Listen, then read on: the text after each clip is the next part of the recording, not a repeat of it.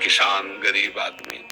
पहले हमने देखा है गांव में बहुत गरीबी होती थी, अब तो थोड़ा आर्थिक व्यवस्थाएं सुधरी है, क्योंकि पहले ट्यूबवेल आदि की व्यवस्थाएं नहीं थी, बहुत मुश्किल से सिंचाई होती थी और खाद आदि भी नहीं थे। गाय के गोबर आदि की खाद डाली जाती थी। 1 बीघा खेत में 6 मन या 8 मन गेहूं पैदा होता था, अब तो 40-50 मन पैदा होता है।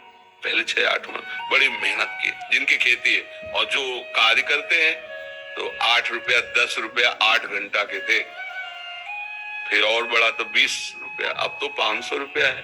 तो काफी तो उस समय था कि बहुत ही कम था, जो केवल राम, और वो संत सेवी थे।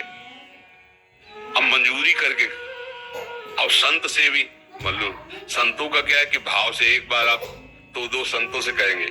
उस गांव में एक भगत है बहुत श्रद्धावान है, तो 4 संत आने लगे, फिर संत मंडली आने लगी, उनके पास अर्थ तो था नहीं। एक दिन संत मंडली आई कुछ नहीं खाने को, और आसपास धनी पुरुषों के पास गए कि अगर हमें आप उधार दे दे, जो सेवा कर रहे हैं कर दे, आज हमारे यहाँ बहुत भाग्य खुल गया, संत आए हैं, हम उनको तो कोई उधार भी देता है तो कुछ देख के देता है ना, अब इसको दे दे, कुछ न जमीन है न रुपया पैसा, कब वापस करेगा नहीं।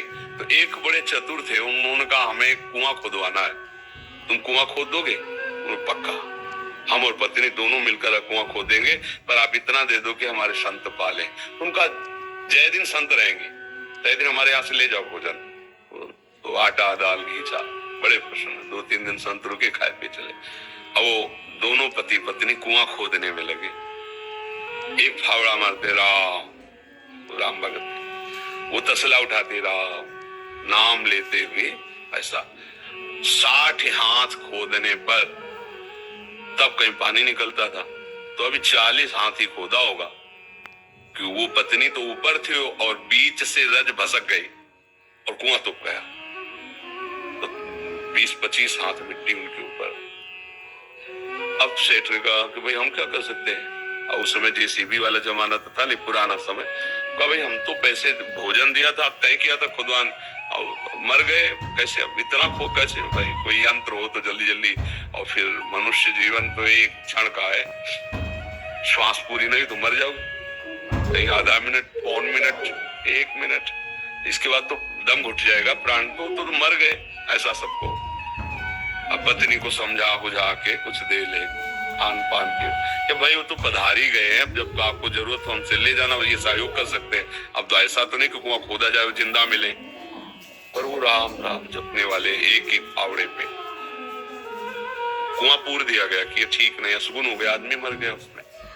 एक दिन वहां से कोई राजा निकल रहे थे, मार्ग था, तो उनको सुनाई दिया राम राम, ऐसी मधुर अमृतमयी वाणी की वो अपने रथ से उतरे। उनका ये किस भगत के द्वारा आर्त भाव से भगवान को पुकारा है?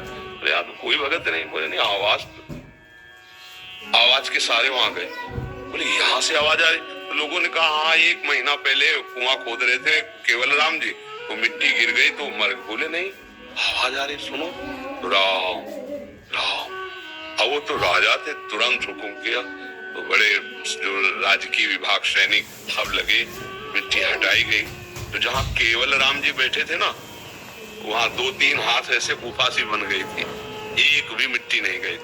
और जब वहां खोद के पहुंचे तो देखा सामने सुंदर भोग और शीतल जल, 1 महीना हो गए थे दबे हुए। ऐसे बैठने के कारण थोड़ा पीठ टेढ़ी हो गई थी। पूरे स्वस्थ भोजन पानी सब वही कौन दे रहा है? जो अखिल ब्रह्मांडों को दे रहा है। अगर गृहस्थी में हो, अपना कार्य कर रहे हो और नाम जप कर रहे हो, तो महान भक्त हो।